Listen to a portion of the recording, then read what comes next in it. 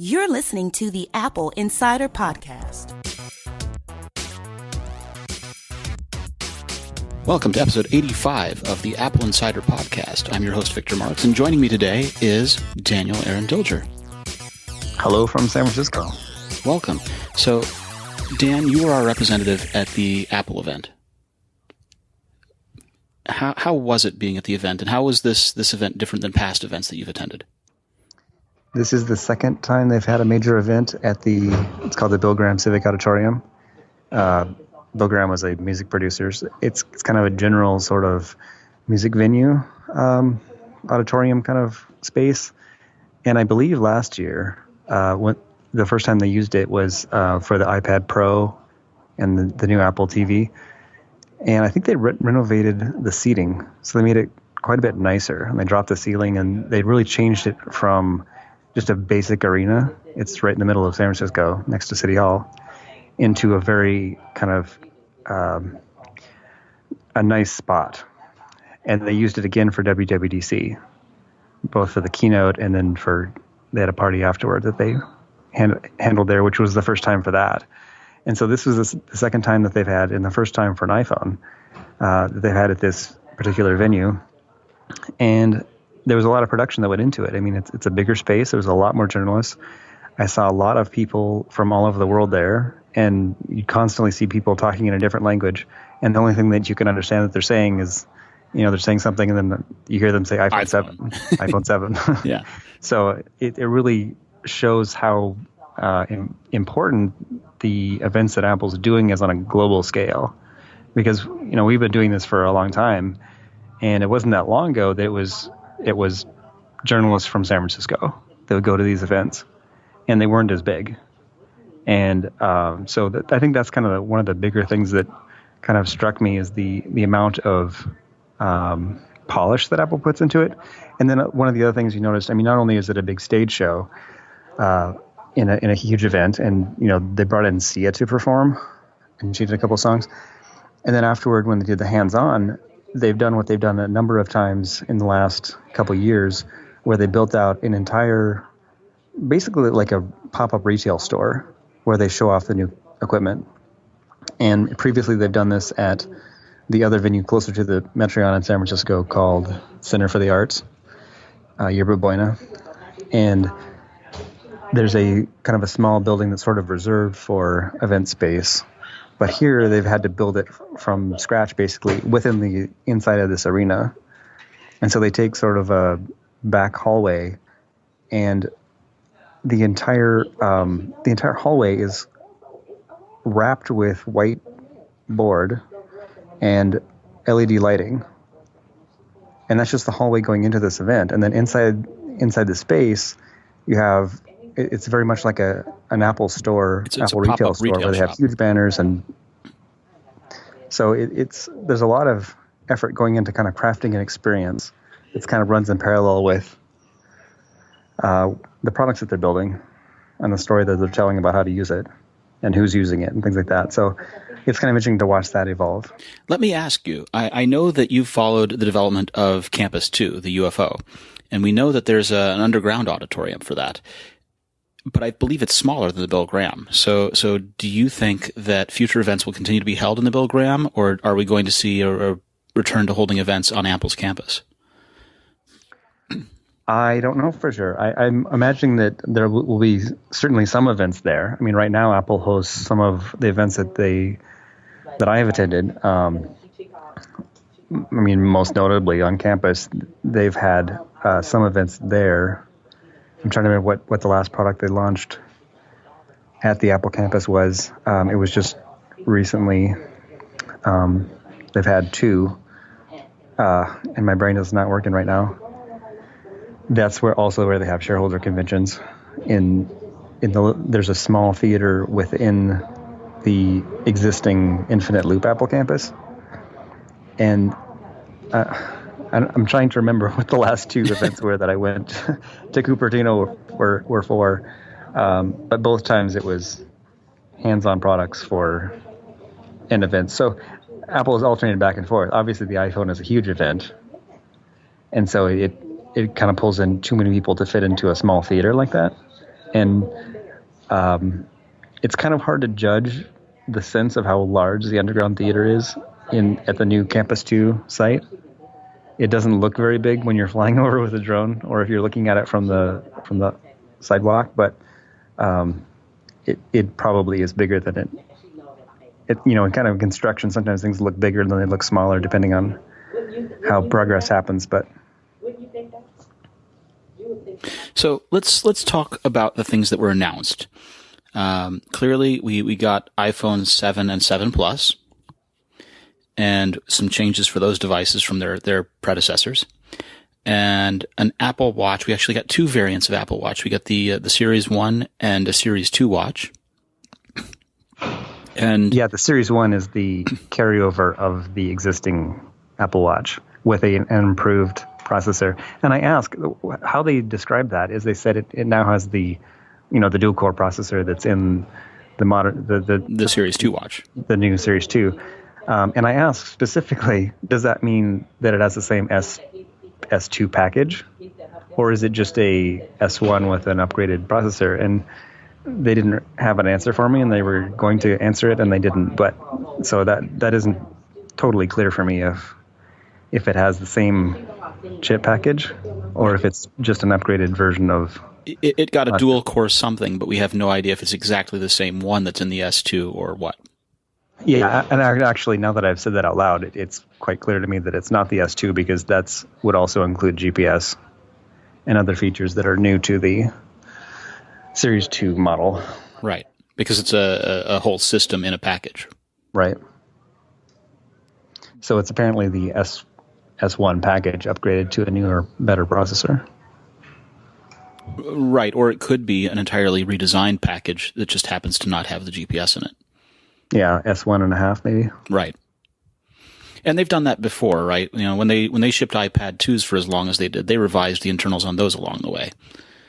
So this is not a huge thing if they have redone the entire layout just for a 1.5. Yeah, and also I think the Apple TV they would call it whatever processor it was. They would call it the A4, but it kept getting smaller and it was like adjusted slightly or something. But yeah, so they can change the processor without changing the branding of it. Yeah, and there was a third and a half gen Apple TV along the way. It's certainly not the first time they've revised things midstream. So, since we started talking about the watch, what were the big changes and what were your favorite details among them? So the current watch is water resistant, and I think they call it IP6 or they call it IPX7. And what that IP means is there's two numbers. One is dust resistance and one is liquid resistance. And on the watch, they didn't specify a dust resistance, which doesn't mean that it's not resistant, but it means that they didn't test it or verify that it is a certain amount. Yeah. So IPX7, IPX7 right, or IPX6 or something like that. Well, IPX7 is that the Apple Watch can withstand immersion in water up to 1 meter for up to 30 minutes. Okay. Which means you're good for hand washing, you're good for a light shower. Prolonged exposure, like swimming, might be harmful to it. Yeah. So I've had mine underwater, not diving, but I've actually swam with it on. In clear water, it's pretty safe, I think. I think it's bad to put it in salt water. Yeah. Because that's more corrosive. So the Series 2, which is what's new about it, is not only is it it's actually good enough to swim in. I mean, well, it's intended for. They don't give it an IP rating that I saw on the back of the watch. Instead, it says 50 meters, which 50 meters is quite deep. 50 meters is 150 feet. Well, so it's an interesting thing because I'm also a watch guy and I've written for watch blogs, and the 50 meters rating, the meters rating that you see on a water resistance on a watch is a static rating, right? That's for that pressure at that depth without any dynamic movement that would increase the pressure. And so what they say when they give those watch ratings, the guidance is from watch manufacturers, your Orients, your Seikos and people like that, is that 50 meters or 100 meters is suitable for hand washing. 100 meters is suitable for hand washing and light swimming and car washes and things like that. But you're certainly not going to go diving with it. And the 50 meters is very much, you could do laps, but really it's hand washing. It's similar to that IPX7 rating in terms of the way that they think about it. And that's because, they're used to doing gaskets with screw-on backs and screw-on crowns, and there are a lot of ingress points, right? And yeah, water is so incredibly heavy that I'm not an experienced diver, but I've done some diving, and when you get down to 50 meters, I mean, you have to know what you're doing. It's very dangerous. So it's not a dive watch. No. You would take going down, but if you're swimming, it's great for that. So they've made a big improvement in water resistance, and not only in just improving the seals and stuff, but also the novel thing. One of the things we talked about was the fact that the speaker is redesigned so that instead of filling up with water, it's designed to expel the water, and that works specifically with swim workouts. So when you start a swim workout, it turns the screen off. Because when a screen, whether it's an iPhone or an Apple Watch, if you have the screen wet enough, it doesn't respond to your touch because the capacitance of your finger and the environment changes so dramatically that the watch can't handle it. So if you're taking a shower and you're trying to navigate your watch, it doesn't work very well. You have to dry it off. You have to dry your finger off a little bit. So when you're doing a swim with a Series 2 watch, it's not designed to be used while you're swimming, which of course you wouldn't probably be doing anyway. So what you do, you start a swim exercise routine, you jump in the water, the watch screen itself turns off and it goes into a special mode. And you can do your swim, and then when you finish or when you're checking your status, you turn the digital crown. And when you turn it enough, it kind of like wakes up the screen and it becomes usable again. And the speaker vibrates the water out of the speaker cavity. So it's pretty clever design. It really is. And what I was thinking is that, the guidance that I have in the manuals from wristwatches that I've had, from mechanical wristwatches that I've had, has been, yes, we say 50 meters. No, don't really take it down to 50 meters. Yeah. Here, I feel like Apple is being a little bit more genuine about that rating. It really is rated to take it down. You can go to the bottom of the deep end of the pool without worry, kind of thing, where you wouldn't necessarily do that with a traditional watch rated to 50 meters. And also talking about phones, Apple is kind of known for under promising and over delivering, and with water resistance, we've seen that. To where when they talked about the watch previously, they said kind of don't swim in it. When it is, pretty safe to swim with a standard Apple Watch today, if you're not diving with it, if you're just getting it wet. But Apple said, it's kind of splash resistant, and you could maybe wash your hands with it on. They're being very conservative in what they can do, and also iPhone 6s, the previous phone that introduced last year, currently available. Apple didn't make any promises about water resistance, but we know that they actually introduced quite a lot of seal technology to where you can actually splash a 6s, and I've seen people torture test them, and they don't last.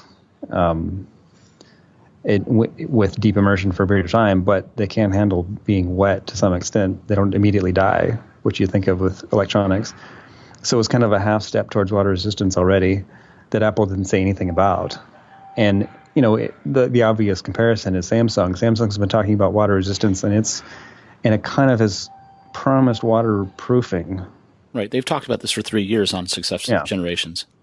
And this year, after 3 years of advertising this as being a unique feature, this year, Consumer Reports and another site that we report about, I can't think of the name offhand, but both of them tested water resistance on the Samsung phones, both the flagship S7 and the Note. I believe maybe it was the Active, which is supposed to be even more. It's right, that's the one with the ports that get sealed with the flaps and things. Yeah. Yeah, so they're both supposed to be water resistant. They're both supposed to be waterproof, and Samsung makes kind of contradictory claims about what the waterproofing is supposed to mean. But whatever it is, they're kind of exaggerating. And in multiple testing by different companies, they've all found that the phone either dies or at minimal, the audio stops working and does not work ever again correctly. So Right. that's not really what people would think of when they hear that it's waterproof. So the Galaxy S7 is rated to IP68, and they say that it's IP68 certified. And you wrote this back on July 8th, that Consumer Reports said that it's not actually water resistant, and they bought 2 of them. And the failures were that the screen flashed green and other colors and stopped responding to touch, and that tiny bubbles appeared on the camera lenses. Yeah, it's pretty serious. Pretty seriously not resistant. Yeah. Samsung also claims that the active can survive drops up to 5 feet on a flat surface, but Consumer Reports didn't attempt to test those. It's parallel tests by SquareTrade. SquareTrade offers third-party insurance for phones, so that if your phone gets damaged for almost any reason, or even lost or stolen, that SquareTrade will insure you for it. And they insure for, I think, 3 years as opposed to 2 years of AppleCare, for example. They tested, and they found that the claims for water resistant were also inconsistent. So it really shows that claims are not all equal, and Apple is more conservative in what they're claiming, and Samsung is quite liberal in what they're suggesting that will happen. And it's more than just whether or not your phone's going to survive. If you have a bunch of pictures and data on your phone and you have a water immersion issue, you're probably going to lose that, and you're not going to get it again unless you have it backed up correctly. So, if you have a Samsung phone and you think you can take it to the pool and it dies, you've lost all your stuff. And even if Samsung gives you a new phone, you've still lost your stuff. So it's really kind of a trust thing, and it turns into a satisfaction issue for people. Absolutely. But let's stop talking about Samsung for a while. Well, I mean, they came out with a waterproof device, and now they're going out with a bang, and they're going out with a flaming bang. Well, yes. I mean, they're fireworks, right? Yeah. Somebody sent me a news report where somebody had claimed that their car caught on fire. They plugged their phone in their Galaxy S7 into I guess it was a Note 7. Yeah. Plugged into their phone to charge, and they came back and their car was on fire. Hey, I've had a fire in my car before due to a non-Apple 30-pin to Lightning adapter. It's scary having a fire in your car as you're driving. Yeah. That would be particularly scary. Also in airplanes, there's this talk about the FAA saying that they're considering banning the Note 7 because you have a fire in an airplane. That's pretty serious. Yes, it is. There's nowhere to pull over and park. Yeah, and there's a limited amount of air. That too. Funny how that works. Yeah. When I had that 30-pin adapter, and all the flights now are non-smoking and have been for some time. Yes, they have. Although they still have ashtrays in the toilets. Yeah, even in new planes. I don't think there's any countries that, international flights. I'm old enough to remember when people could smoke on international flights. Me too. It was so disgusting. But so I asked a friend, why do they have ashtrays on airplanes still? And he said the answer is that even when someone lights up, and it's illegal to light up, and we know it is, you still got to have a safe place to put it out. I guess that makes sense. So that was the reason. Although I flew on an international flight recently, and there were ashtrays in the armrests. Do you remember the last time you saw ashtrays in the armrests? Yeah. I was on a flight, I think it was the last time I went to Europe, and our flight got delayed, and we sat on the tarmac for an hour, and I was trying to charge up my phone, and I went into the bathroom and plugged into the shaver plug-in, and that was the only outlet in the plane was in the bathroom. And so while we were sitting there, I just left it in there to charge, and I kind of hid it in the in the side, which is probably this is already not going well. And the flight attendant, it was something like British Airways or something. The flight attendant was very proper and very upset, and was thinking that we're going to turn the plane around and make everyone get on. Someone's left their phone unattended because it's unattended property and is a threat. Yes. Well, at the same time, it did actually look kind of scary. It looked like a bomb because there were cables, and I think what it was, I plugged my battery in. Oh, so it probably looked suspect, but first of all, the rule is you can't leave anything unattended anywhere because that's automatically suspect. Yeah. So it was like a little bit sketchy in appearance, but fortunately the pilot was like, yeah, we're not going to turn around for this guy plugging his battery in. So it resolved, but there was a little bit of Way to get the stink eye from everyone on the plane, Dan. Yeah, that would be bad. I would probably have gotten arrested too. For sure. Charged with they probably would have charged me how much fuel it cost in that plane. No, but you would have gone to jail for making threats. Or something ridiculous. Yeah, something like that. But yeah, I would not want to understand what is involved in that sort of situation. No. So I won't ever do that again. Let's get back to talking about the Apple event and the products that came out of it. Although I love hearing about your travels. So with the watch, we got the Series 1, the Series 2. The Series 2 is different. How? We know it's got the dual core. What else? It comes in a different finish. So instead of the sport aluminum, stainless steel, regular, and gold edition, now they're referring it to all of it as Series 2. There's a Series 2 aluminum, there's a Series 2 stainless steel, and there's a Series 2 white ceramic. And the advantage to white ceramic is that it's hard and it's the same weight about as the stainless steel. It's harder than steel. It has an interesting look to it. I'm not sure what I think about it because I've heard some people talking about it. I overheard John Gruber talking about it as being the very classic Apple look, and there was a huge banner on the side of the wall in the hands-on room that like this enormous ceramic Apple Watch, and it really does look like it kind of makes me think of an iPod from the early days of the 2000s. Kind of like a third-gen iPod with that rounded profile to it. Yeah, very kind of classic Jobs kind of product. Very, very minimal. And, I tried it on. It also reminds me of, Eve from WALL-E. Mm-hmm. How much is the ceramic one going to go for? It's like $1,100 and something dollars. I mean, it's kind of expensive compared to the other models. Where I don't. If it was the same price as stainless steel, I could see maybe opting for it. But I think, for my finances, I think I would rather have stainless steel. Uh-huh.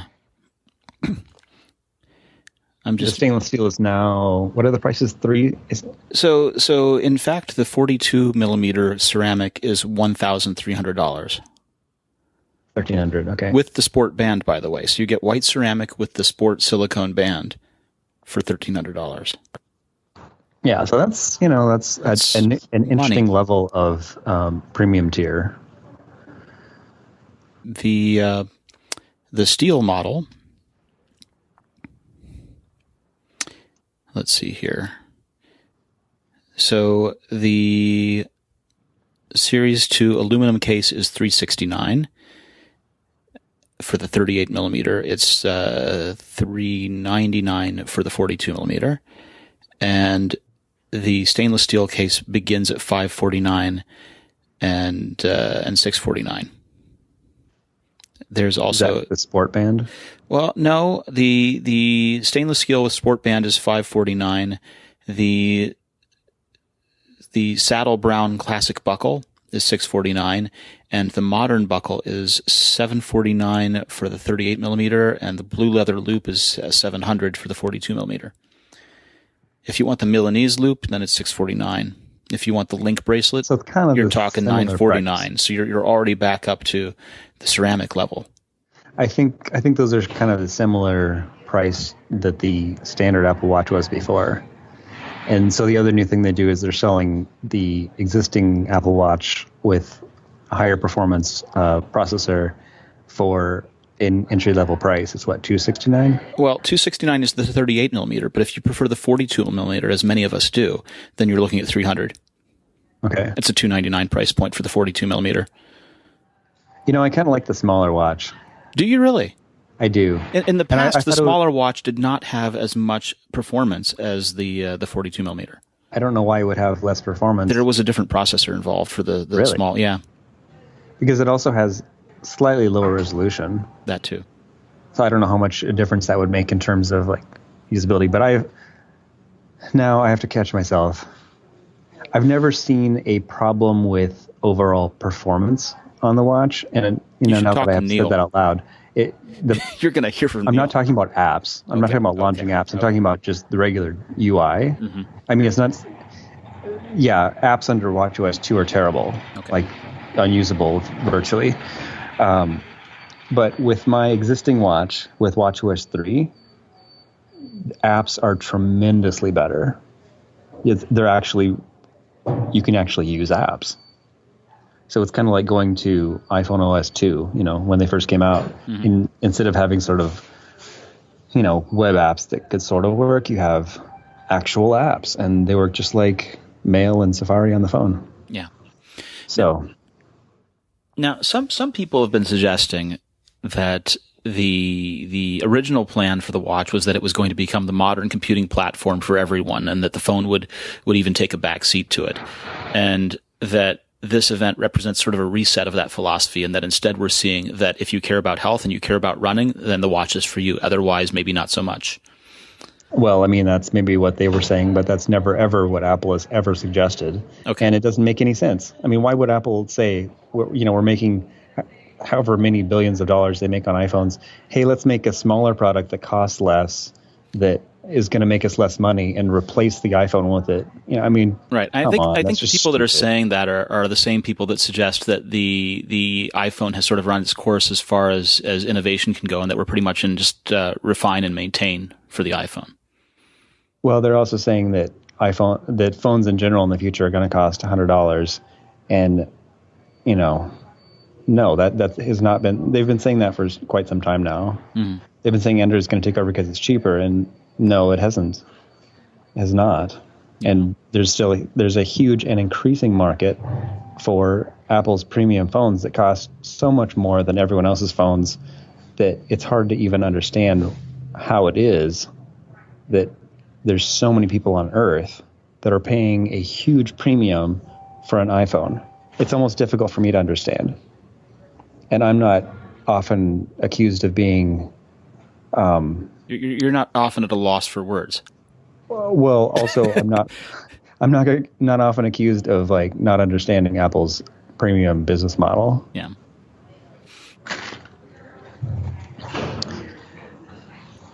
So, where do you think what do you think the watch is for, and who should buy one?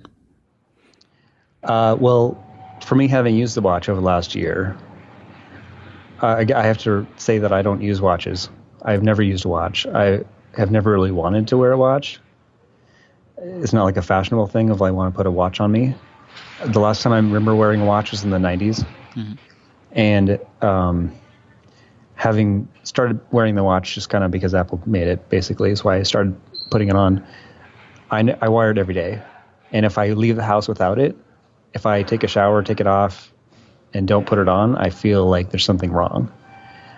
I have a couple times, I had this situation with surgery last month. I was in the hospital for a couple weeks, and I didn't have a watch charger. I went into the emergency room without even a phone charger, and ended up getting hospitalized for this whole period of time. And fortunately, AppleInsider sent me a watch charger, so I could have my watch. We sprung for a watch charger. Very good. Yeah, I survived. But going for even a few days without it, I also had my watch serviced at one point, and so there's a couple times in the last year that I haven't had it, and I found myself looking at my wrist repeatedly, even though I knew that I didn't have it. It became so ingrained, and it's not just a fetish of having something on your wrist. It's because it's useful. You want to know the time. That's the most useful thing. And also navigation or notifications are the big reason to have a watch. And then also I track activity. So I love data. And so seeing data about myself has been incredible. And being able to track things. This year I have tracked my heartbeat and my weight and body composition in ways that I have never done before in my life. And to me, it's really interesting, and it's actually made a huge difference in my health. I was going to ask that. What I'm doing. What has changed about your health as a result of that? Well, I went on a cruise in January this year, and I showed up and I was like, what's wrong? My clothes don't fit. And then, it was a week of all you can eat kind of stuff. And I was thinking, wow, I'm really slacking off and I can't do this. I'm trying to get to the point where, You have to take care of your body when you get old. And so I came home and started I kind of restarted the exercise that I had been doing. I've been kind of slacking off, and was also changing my diet and tracking my diet and paying more attention to what I was eating. And I was using a lot of health kit stuff. So there's an app called Lose It that tracks what you eat. It makes it pretty easy to record what you're eating, which otherwise, without some help is kind of difficult to have a sense of how much you're eating and how many calories you are. The watch tracks your calorie burn, tracks your exercise, tracks your heartbeat and your activity level. So you get feedback, and I spend a lot of time in front of a computer. So if I don't have somebody reminding me to get up and do things, I sit there for hours and don't move, and that's really bad for you. And so having something that actively reminds you, hey, stand up and go do something, and you have 700 calories to burn and you're behind, so go outside and have a walk, do an exercise session. That kind of constant mindfulness about health helped me lose. I lost about 15 pounds for 75. I lost like close to 20 pounds. And then this summer, I was kind of, I got hurt something in my back, and it was kind of hard to keep up my exercise. And I was kind of reaching a plateau. And then, of course, I went into surgery and was on this basically a fast. I mean, they wouldn't let me eat. And came out, I lost another 15 pounds. So I'm weighing what I weighed in high school now all of a sudden. But, you feel a remarkable difference when you're active and when you're eating better and when you're aware of what you're doing with your body. And being an American, I try pretty hard. I'm not like, full on eating junk food American, but still in America, we have this sort of culture that we've developed over the last several decades of eat a bunch of junk and don't worry about it, and then just like chug down a bunch of antacid. And, it's kind of funny to not exercise, and it's killing us. And that's why we have diabetes and why we have these things. And when you're around healthcare and you see the actual impact that having diabetes is not only a difficult thing to deal with, it has drastic impacts on your health and your body. It's a really serious deal. And so having any kind of electronics attached to your body that are giving you feedback about what's happening really is going to make a huge difference in your life going forward. And I think Apple has really capitalized on that. And of course, there's other companies. There are companies that were coming out with smartwatches years before Apple, and they had some of these things on them. There were activity trackers that, Fitbit came out, I don't know how many years before Apple Watch, but there were things available before then. I had a heart monitor watch that was kind of a cheap thing that I don't know how accurate it was, but I didn't wear it all the time. I put it on while I was doing an exercise routine, and I had a chest strap thing. It was like a Bluetooth chest strap that I was trying to review for like doing exercise. It was a health kit enabled device, but it wasn't, obviously you can't wear it all the time. So the watch, getting your pulse from your wrist is not, especially the top of your wrist, is not the best way to get a pulse. Yeah, you'd want to do it from the bottom of your wrist. Yeah, I mean, that came out recently when Apple was talking about some of the executives. I can't remember the source of the thing, but it was basically saying that when they were designing the watch, it was an engineer who had left Apple and was talking about his experience as being a part of the product team. Yeah. So, optimally, if you're taking your pulse, if you go to the hospital, they do it on the end of your finger, but that's not something you're going to walk around wearing. And it would be better to have the watch face on the bottom of your wrist, but that's not how people wear watches. So it is, a little bit of a compromise to make something that actually works. And there are occasions when I will notice, in talking about the accuracy of the heart monitor on the watch, every time I've had my vitals taken, which, like when I was in the hospital, happened several times a day, I would look at my watch and look at what the oximeter on my finger was saying, and they were remarkably accurate. So the watch is actually good at doing what it does as it's designed. However, I've also noticed doing exercise routines, particularly when you're doing like a floor exercise, when you're doing P90X or you're doing yoga or something like that, frequently will say, my heart will be racing and I'll be having sweat just dripping off me, and I'll look down, my watch will say my heartbeat is 50. And I'm like, are it's you reading kidding me? about half of what it actually is, right? Yeah, and it almost always it gives you half. Yeah. And you adjust the thing a little bit, and then it's like, oh no, wait, oh, it's 100. It's 150 or whatever. So yeah, there are points at which it's not telling you the exact number of heartbeat palpitations or whatever, but I would like to have a better sense of how to make them more accurate. I think there's some interesting things that they can do with the watch. WatchOS 3 introduces that new Breathe app, which is sort of also an interesting way to monitor health or kind of actively change what's happening with your bodies, where you're kind of focusing and calming your breath while it's also checking your heart rate. The new swim exercise routine, I haven't tried it yet, so that'd be interesting to see how that works and get kind of a sense of how well it monitors your heart rate or whatever it does. I was also thinking one thing I'd like Apple to have on the watch is a sleep mode where you wear your watch at night. You don't have to charge your watch all night because it doesn't take that long to charge it up. So if they had a sleep exercise mode, basically, where you turn it on, you go to bed, and it monitors your sleep, and it doesn't, currently with the existing watch, if you put it on and you put it into a general exercise mode, it will definitely wear down the battery within 5 hours, maybe 3, because it uses a lot of power to constantly monitor your heartbeat.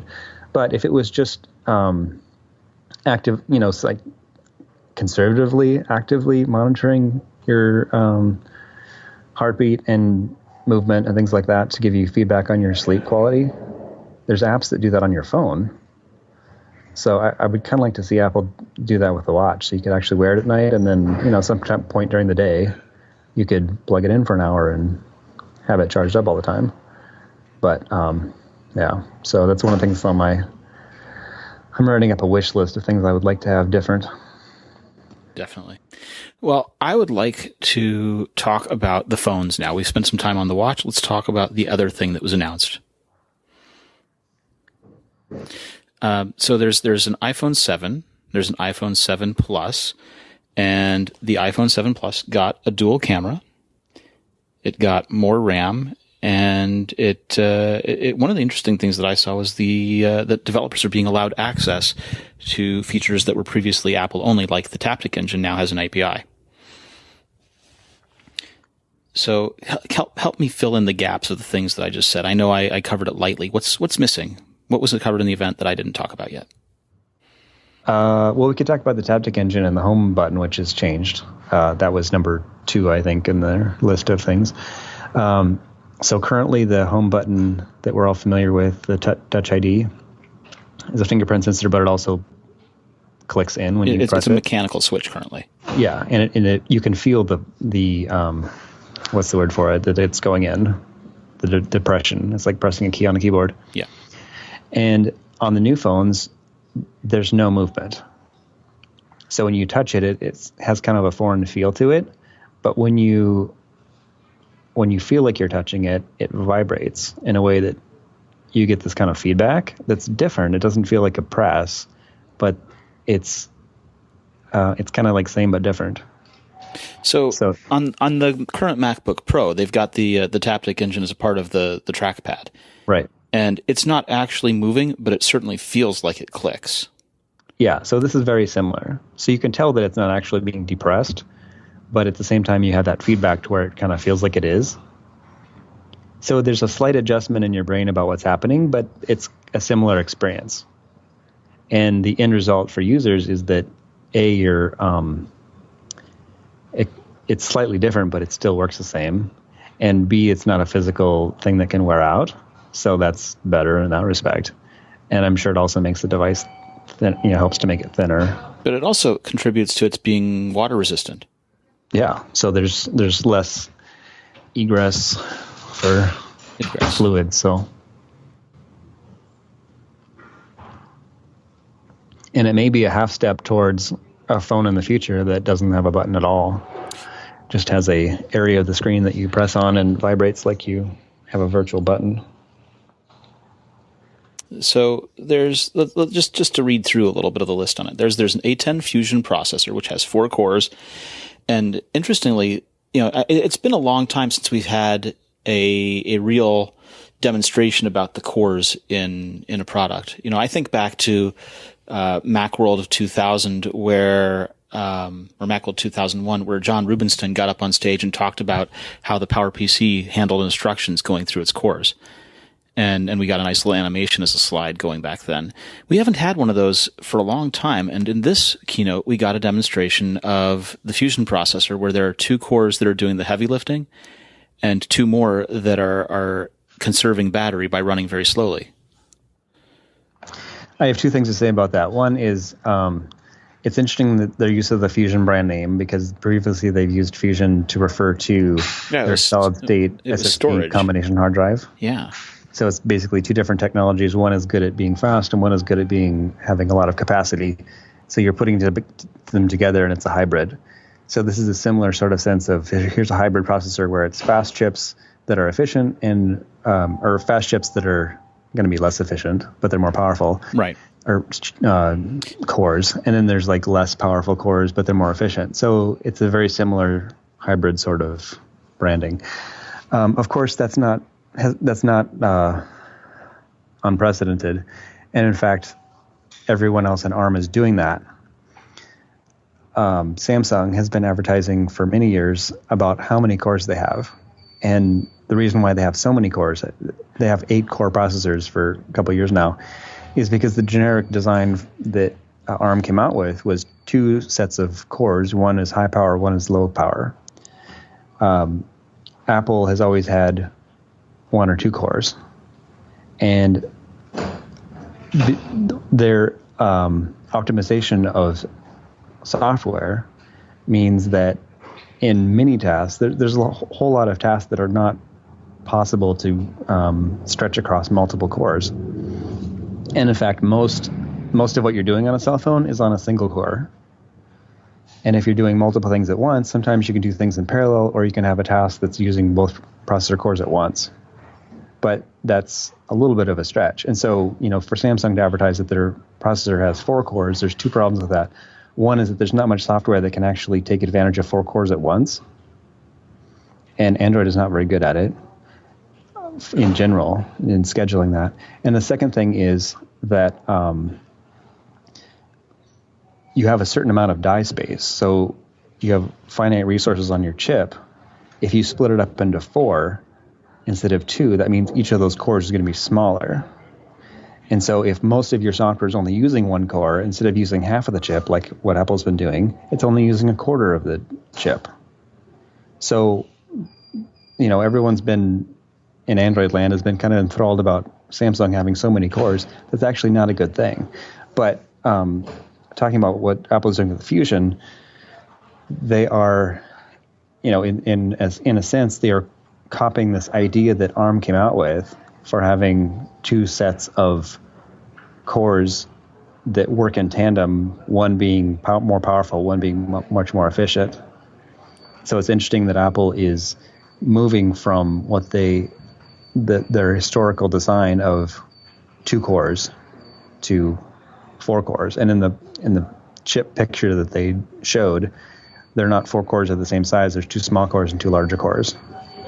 So it's very much a hybrid design between taking some of the advantage that Samsung has talked about with having 2 sets of cores, and at the same time capitalizing on the fact that Apple's still focusing on single core performance and having only 2 cores, 2 powerful cores as opposed to 4, and then having overall 4 cores that can work in tandem or as alternating between the 2, as opposed to splitting a chip into 8 cores.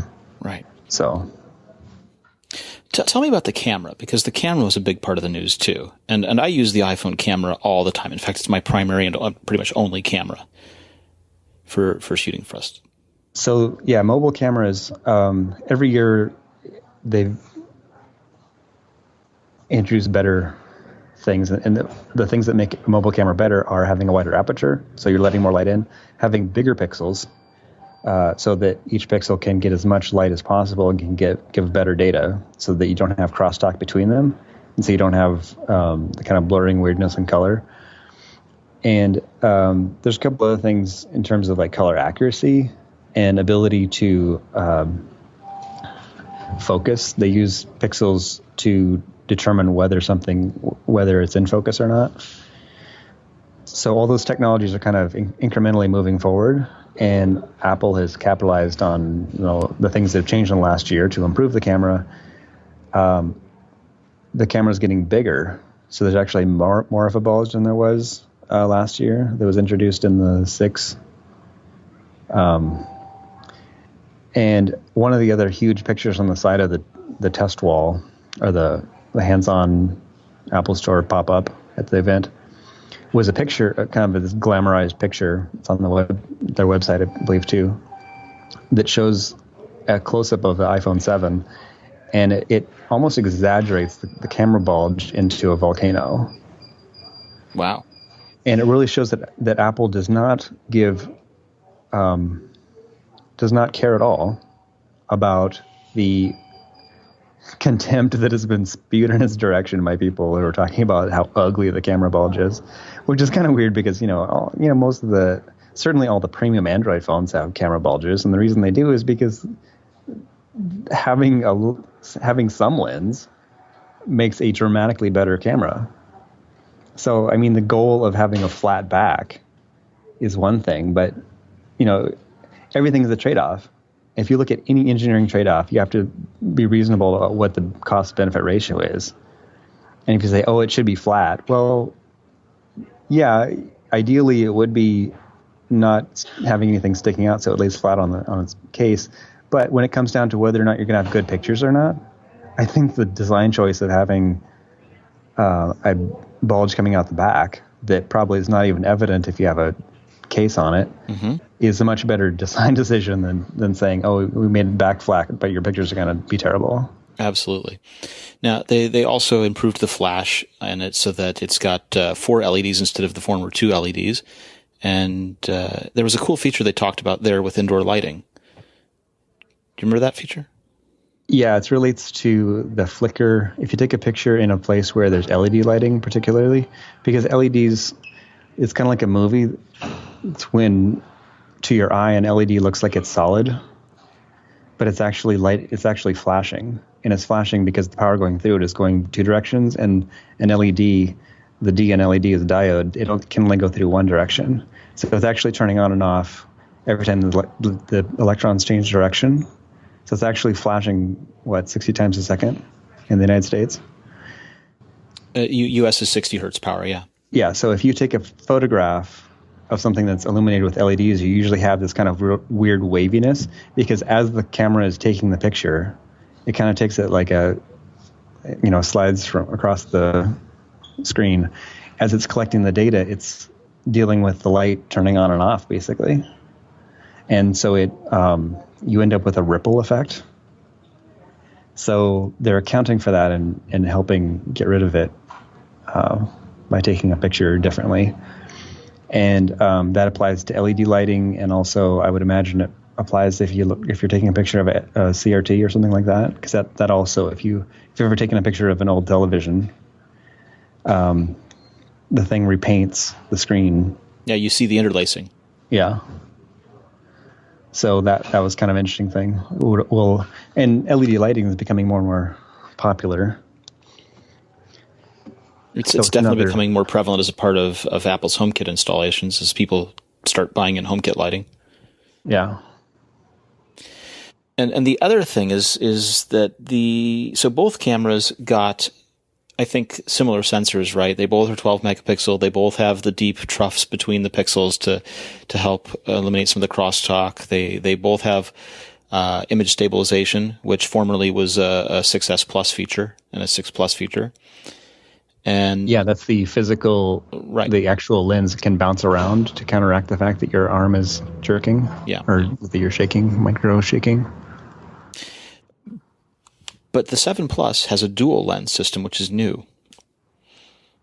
There's a wide angle and a telephoto both. Is that right? Yeah. So there's the two sensors, I believe, are identical, and one has a lens that's identical to the 7, which is called a wide angle, and the other has a 2x telephoto lens on it. And has high enough quality to where I always avoid doing digital zoom, which in digital zoom you're basically just cropping the picture. Yeah. So you're taking the picture that it's going to give you, and you're just automatically throwing away part of it to look at a blow up of the inside of that picture. So when you do a digital zoom, you might as well take the picture and just crop it later, because it's the same number of pixels. It's not any better. Right. But when you do an optical zoom, you're actually using a lens to focus different light on the same sensor. So it's like putting a pair of binoculars in front of your sensor so that it's actually seeing further. Right. And so you get a sharp picture that's twice as far away. But then they demonstrated this, tremendous digital zoom that I haven't actually played with it, so I can't verify that it's as good as they're portraying it. But it looks like, because the image sensor is increased so much, that you're actually able to zoom in quite dramatically based on what they've shown. So I'm really curious to see how well that actually works. Right. They showed up to 10x for the digital zoom. And in the past, I've used products like the Exo lens or the Olo Clip, which are accessory lenses that snap on over the existing iPhone lens in order to do telephoto or macro or things like that. Having it built in means having a higher quality lens and not having the different vagaries of light and size and magnification and sort of fisheyeing that you can get with accessory lenses. Yeah, I mean, a 2x lens is not tremendous for optical lens. And these lens packs, you can get them on Amazon for now like $10 or something. Well, They're the good ones free. Cost more. Yeah, but even like the basic ones are quite good, and they're tremendously better. The lens built onto a mobile device is plastic. It's like plastic lenses. These are, even the cheapest ones are pretty decent quality glass element lenses. So you can get fisheye lens. Usually there's a package of like a fisheye lens, and then you unscrew an element, it turns into a broad wide angle lens. Yeah. And then sometimes they have a telephoto. And those lenses are fun, but they're kind of a hassle to carry around, because when you want a lens, it's like carrying around a DSLR or even a point and shoot. It's like when you want to take a picture, you probably don't have your camera with you. So it's good to have a camera, another lens built in. And they're also doing another interesting thing with the two lenses that they call a portrait. So it's going to be like a new type of photo that you can take between, standard and square and pano and now portrait. So it takes the two lenses and does a 3D model to kind of knock out the foreground. So if you're taking a picture of a person, you use the telephoto lens to focus on a person instead of a scene with a wide angle. And then it uses the two lenses to calculate where the person ends, and the area around the background, it does a blur on. So it creates a nice portrait where you kind of pop out from your background. So that was really interesting. That's going to be delivered shortly after the phone ships. Right. And what they're doing is basically the equivalent of shallow depth of field, like you'd see with a 50 millimeter lens, which is like what I think the telephoto is meant to be, is a 50 millimeter. I was kind of hoping, I was kind of expecting that they would do more in terms of being able to use the two lenses for more kind of 3D sort of imaging and things. So, but that may actually be in the pipeline. There's a lot of times that Apple has shipped hardware, and the software to really exploit it has taken longer to finish. And, we're seeing that with the watch. I bought a watch a year ago, and watchOS 3 is making it dramatically better. Nothing says they're done yet, right? Interesting things beyond portrait in terms of what they can do with those two lenses together. Definitely. Because remember, Apple bought PrimeSense and a number of other companies that is kind of related to using two lenses to do interesting things. So it'll be cool to see what else they release for that. So let me ask, just opinion, the best news out of the event for you. What do you think it was? I think the most ground changing is the iPhone 7, obviously, because that's the device you use all the time. You always carry it. I'm a little bit torn about whether I need a new watch. I don't do GPS tracking when I do runs. I mean, I don't really do runs because I have bad knees. Yeah. But if I wanted to do runs, I could do it on my phone. So I'm not quite desperately interested. I'm not a huge swimmer, so I'm not blown away by the Series 2. It's definitely a incremental advance in the watch, and I think a lot of people it's gonna appeal to more people even. WatchOS 3 to me is more interesting than the new hardware. The phone is dramatically faster, dramatically better camera, like all the things that matter.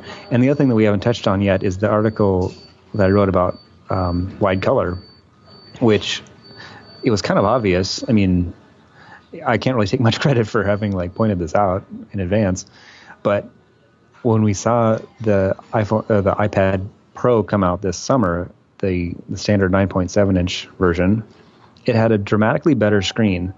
And if you look at it by itself, there's something about it that's nice, but you don't really get how much better it is until you compare it to another good quality screen, like the old iPad Pro or another iPad or an iPhone. It's able to reproduce colors that other screens cannot do yet, or haven't been able to do yet. And they call it wide color. It's a wider color gamut. And it's actually quite strikingly dramatic when you look at pictures that are captured with wide color, and the new cameras on both the front-facing and the rear camera on the iPhone 7 capture full wide color photos. And Instagram, we did an article on this. Instagram is supporting that in reproducing photos that you share. They make the photos are much more vibrant. And I think that's going to be it's the kind of thing that you don't particularly notice. It's almost kind of like the Retina display, where when you look at it, you're just like, wow, this is really good. Right. But until you really investigate, you don't understand why it's good. It's good because the resolution is so much higher. Right. And it's one of those things where you once you experience it, going back is where you notice it. Oh, yeah. Yeah, when you go back. Like if I'm working on an iPad Pro and then you go back to your phone, it feels like flatter. It feels like something's missing. If you're working on a Retina MacBook and you go back to a vibrance. MacBook Air and you notice the difference. Oh, my totally. God. Yeah. So it's that kind of big change. Cool. Well, let me ask personally, which one are you going to get? I'm going to get a Pro because I wanted that camera. Plus. The Plus, the 7. What color? 7 Plus. I'm pretty sure I got to get the jet black if I can get a hold of one, because not only is it like the new thing and the shiny, but also it's actually so shiny that the back is a mirror. So unless you put a case on it, like a big heavy case, you can use it to take selfies with the rear camera. So you get like a much better quality picture. They advise you in the small type on Apple's site that it may scratch and that you may want to use a case on it to protect it. But yeah, definitely it's going to scratch. I mean, it's a world of real devices that we live in when physics apply. So I always think it's interesting when people talk about Apple, like it's because it's Apple. The world of physics does not apply, and there's no abrasion, and things can't wear. Well, had they made it out of ceramic. Yeah, right? I mean, perhaps the rumors are the next phone is going to be glass, and actually jet black looks like glass. I keep saying that it looks like it's glass, and it kind of feels like glass. And I think in my brain I'm saying that it feels like glass because it's shiny, but in reality it looks like polished. It looks like painted metal. Yeah, like really high quality painted metal, like chromed metal, where it's painted with a almost anodized plated finish, right? Because of course that's what it is. It's anodized. Yeah. But it has that kind of slipperiness to it that isn't slippery in terms of like you can't hold it. No, it's grippy because it's so polished. Yeah, it has this kind of slick feel. It feels like a piece of chrome, but in my brain, because it's so shiny, it feels like glass. So it'll be interesting to see in the future if they actually find a way to develop something that works like glass. That's, they've been working with sapphire. The back of the watch is sapphire. the fancier watches. So glass is basically I did that article on Campus 2 and how the advanced glass that they're doing. They're working with this company in Germany that just huge sheets of optically pure glass. Right. And they're using it They had to work to how to do it in curves, in compound curves like that, something they hadn't done before. And they're super thick. And, it's obviously a different set of engineering expertise to do that as opposed to a device, but they're related in the sense of glass is becoming we think of glass as being sort of like this fragile window thing, but glass is silicon. So in a lot of ways it's similar to ceramic. I mean, this sounds really dumb when it's coming out of my mouth, but building things out of ceramic or, we can make them translucent now. So a case out of glass isn't, when you first hear a case out of glass, you think, oh yeah, I'm going to drop it, it's going to shatter. But there's a lot of things that we build that there's a lot of cheap drinking tumblers that you can drop on the ground and they don't shatter. Yeah. Well, I think it'd be kind of cool to have a case, if you could make it thin enough, that's out of some translucent material that's super hard and super strong, that you could have the insides visible, like a Bondi like iMac. The old iMac. Yeah.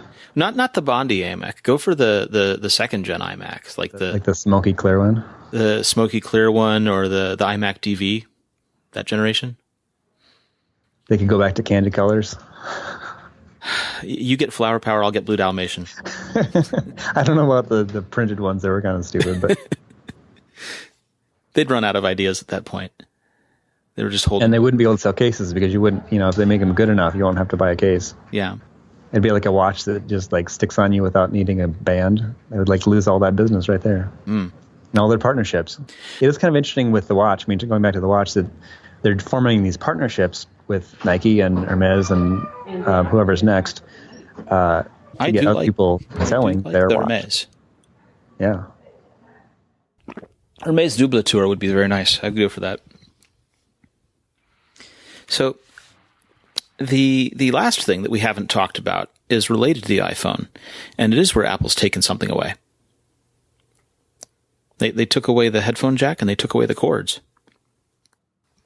Well, there's still a cord, and now there's an extra cord because there's an extra dongle in there. If you want to plug in your old headphones, you can plug it in via a dongle. Okay, so there is an adapter that allows you to connect traditional headphones to the Lightning jack.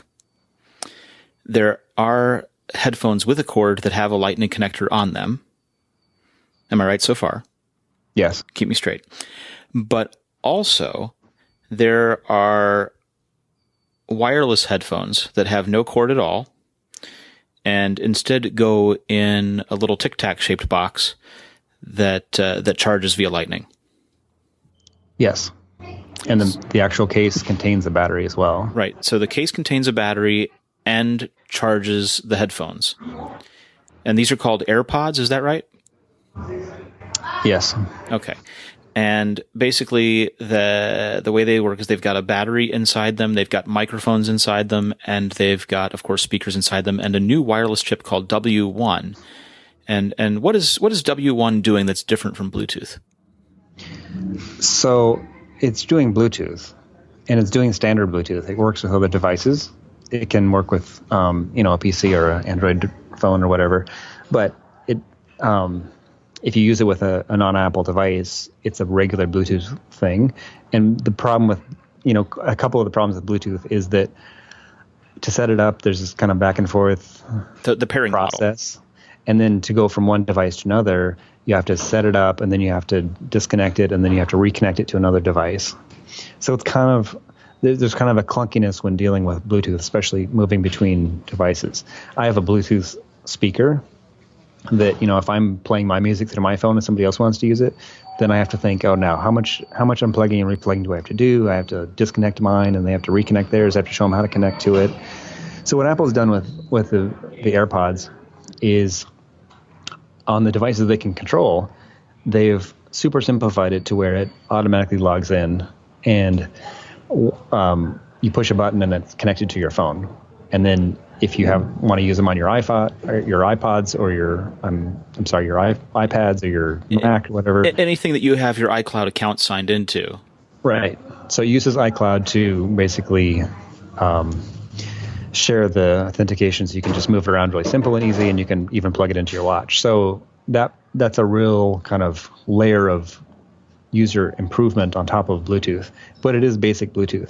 So what W1 is, I mean, W is for wireless, obviously. It's a custom chip for doing wireless. Typically, Apple has used off-the-shelf components from other companies, whether it's Broadcom or whoever else. CSR or, yeah. Yeah, so they do Wi-Fi and Bluetooth and whatever. And they haven't detailed everything that's on this Bluetooth chip, but I would assume that it does Bluetooth and Wi-Fi both, because Bluetooth 4 has two things on it. One is Bluetooth LE, which is the low-power version of Bluetooth. It actually comes from Wibri or whatever. It's not.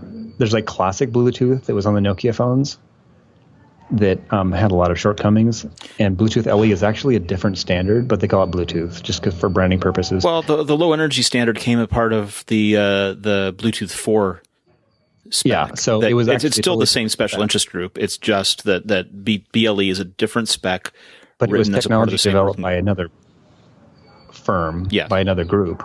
I think it was Wibri is what they were branding it, and then that fell apart, and that became part of the Bluetooth 4 spec. So it's actually not Bluetooth, but it's now Bluetooth. By any other name, I mean. It's like if you replaced Flash with HTML5 and then you called it Flash. Well, it's not Flash. It's HTML5. But if you rebranded it Flash 2, then, it's Flash, I guess. So it's actually a different standard than the classic Bluetooth. So they distinguish between classic Bluetooth and Bluetooth 4 LE, which is low energy. And then there's another standard that's kind of similarly folded into Bluetooth called, what is it called? You don't hear about it as much, but it was part of, I think it was Bluetooth 3, but it was developed as part of a standard called Universal Wireless. Right. It was kind of like It was kind of like the version of USB for wireless. Well. So the point of 3 was that you had Bluetooth and it also had Wi-Fi rolled in, and so you could.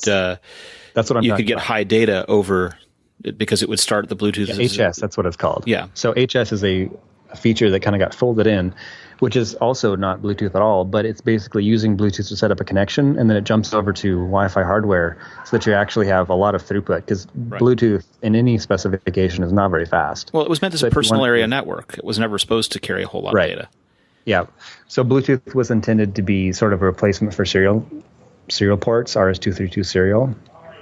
So it wasn't designed for massive throughput, but for things like continuity and anything that you use modern Bluetooth for, you actually want it to be pretty fast.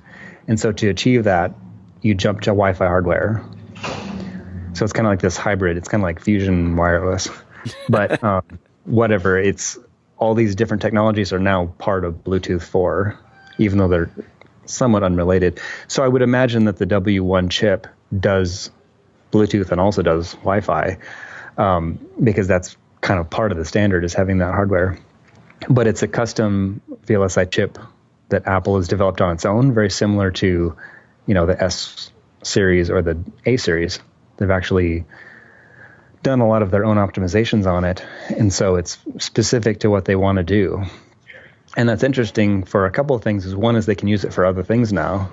So the first thing that they've used it in is their own AirPods, and they've announced that Beats, which is their subsidiary, it's part of Apple, but they're using it in all their new wireless products, ranging from the low end to the high end to the middle. Beats Power 3, Beats Solo Wireless 3, whatever, yes. And probably in the future, they're going to be using it in other products as well. Obviously, they're going to be using it in other products. But it shows a lot of the increasing vertical Do you think it's something that they'll license out to third-party headphone manufacturers? Probably not. They've never shared the A4 with anybody. I mean, the A series devices and the A series chips. There would be a market for that. I mean, I'm sure there's a lot of companies that would like to have a high efficiency ARM chip. Right. Well, I was thinking in terms of them allowing Lightning accessories. They've done that through the MFI program, and certainly they have MFI headphones via the Lightning connector. So why not license the W1 out as well? It's possible. I think it's probably less likely now that Apple owns Beats. I mean, they paid $3 billion for a headphones company. They're probably not going to share their crown jewels with other companies, but they want connectivity with other companies' products. So if you're building a competitive pair of headphones, they may even be better than Apple's. They may have like higher response. They may have fancier digital audio converters or whatever.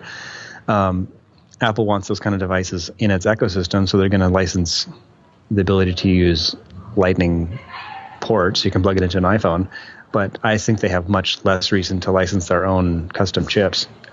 Okay. There's probably all kinds of trade secrets in that. Let me ask another question. Since they make Beats, and we know that Beats is sort of a mid-range level headphone, are they going to make a high-end headphone? I mean, they'll probably see where the demand goes. I mean, also that's very relative. I mean, what is high-end?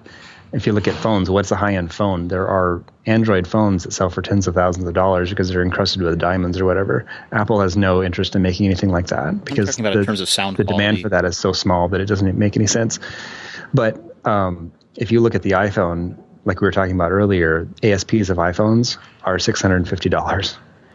The ASP of the phones the Android phones people are actually buying are, I think Samsung's are around 250, and they talk about all these phones in China that are being built, but they're like $100 ASPs. Like on average, they're selling for $100. So, if you talk about where the premium market is, Apple is really good at knowing how to target the premium market that matters. And that'll probably also show up in other things. So you're talking about headphones. There are audiophiles that will pay insane amounts of money for really fancy headphones, but there's not that many of them. Whereas, if you look at Beats, you can call it sort of moderate level stuff, but that's where the sweet spot of the higher end market is headphones that cost, headphones that cost around $300. That's kind of fancy. I mean, it's not expensive compared to a lot of things, but there's a diminishing return on how fancy you can get before you don't have anybody that's going to pay that much money for it. You can get a much better headphone for the same amount of money as you can buy a Beats headphone. You can get a Bang & Olufsen. You can get a Bang & Olufsen H6 within the same kind of price range that you can get the Beats headphones. You can get, if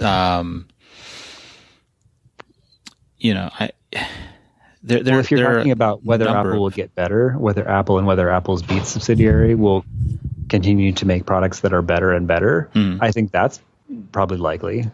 I think they're going to continue to make better products because there is, obviously, if there's competitors that are making better sounding headphones at a similar price target, Apple wants to be competitive.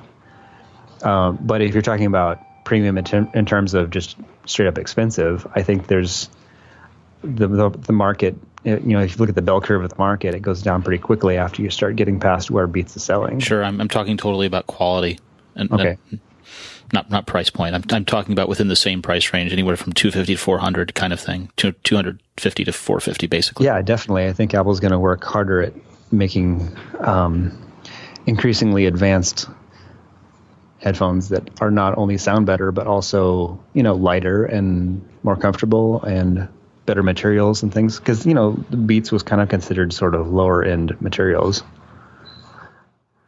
Definitely. Well, let's wrap this up. I've been talking to you for an hour and so. What are your parting thoughts when you think about summarizing this event for our listeners? I think it really shows how little value there is in people who talk about what Apple's going to be doing before they do it.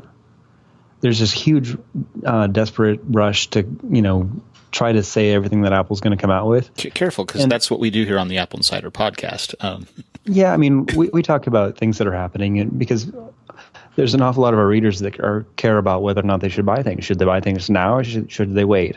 But there's a difference between trying to have a sense of like what's happening, what's in the pipeline, and just trying to say, here's everything Apple's going to announce like the day before. It's kind of like a spoiler ruiner, which I don't think there's that much value in it. But also, there was such an effort to. It almost seems kind of malicious. I mean, part of it is just trying to have recognition for things, but there were a lot of key things that Apple introduced, and we didn't even talk about the whole Nintendo thing. That's kind of a big deal that Nintendo's making devices for iOS or making apps for iOS now. But that was not anything that anybody guessed about. And if you talk about the material value of news, it would have been nice to know that in advance, if you're going to print rumors, that Nintendo's going to do, because I could have invested in Nintendo and made a bunch of money, but nobody. That was the secret that Apple got under the radar. And it has made a bunch of money for Nintendo. Their price went way up. Yeah. I wish I would have thought of that. Because, Nintendo's stock went up dramatically when Pokemon Go came out. And one of the things I wrote about that was that actually Nintendo is not getting that much money from. Yeah, they have actually Apple's making more money, or, comparable amount of money, because Apple's making a third from the App Store and Nintendo is making something less than that from just licensing their stuff. And here, Apple or Nintendo's going to be actually producing the application. So they're going to be making the other cut outside of the App Store of sales. And it's not a subscription thing where people are paying for, whatever you pay for in Pokemon Go to keep playing it, the in-app purchases. That's going to be a paid app game. So people are going to be paying to play Nintendo. The Super Mario, not Super Mario Go, is it Super Mario Run? Yeah. So Apple is going to be clearly benefiting from a third of the revenues generated by this sales of this app. It's going to be a big deal, I think. I'm sure of it. No one's even giving any attention to Apple for pulling this off. And then Nintendo stock goes up dramatically. And it's like, well, I hope it's successful for Nintendo. I was also kind of starstruck at the event. I was standing outside, and here comes the guy from Nintendo, and I'm just like, whoa! What, Shigeru Miyamoto? Yeah, and he's standing there, and they're talking, and I'm just like, whoa! And I'm thinking, this is kind of cool. I've never even thought I would see in person. Here's this guy, I could just reach out and touch him, and he develops these Nintendo games. And then I turned around, and Angela Ahrens is behind me. So I was like, oh wow, I'm surrounded by influential people. Very cool. That kind of flesh in the face. Very cool. Well, Dan, thank you so much for going to the event. Thank you so much for taking the time to speak with us. Thanks for putting together the podcast. You do all the work on it. It's great. Where can people find you on the internet? I'm on Twitter at Daniel Eran, ERAN, and I'm also lately have been taking over Apple Insider's Instagram. It's AppleInsider_official. So you should follow our Instagram. We just started posting things. So if you like to watch, if you communicate graphically on a social level, that's one thing to follow. And of course, there's also Instagram.